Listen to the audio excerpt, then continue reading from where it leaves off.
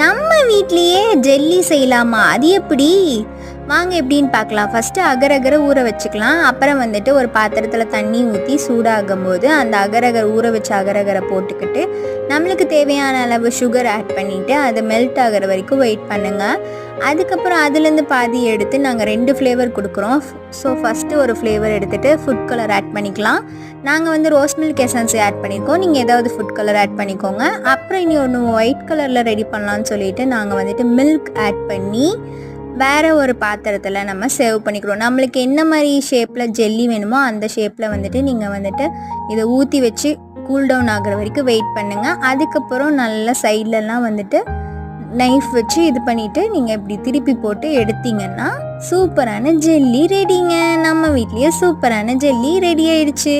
நீங்களும் ட்ரை பண்ணி பார்த்துட்டு எப்படி இருந்துச்சுன்னு எனக்கு கமெண்ட்டில் சொல்லுங்கள். சப்ஸ்கிரைப் பண்ண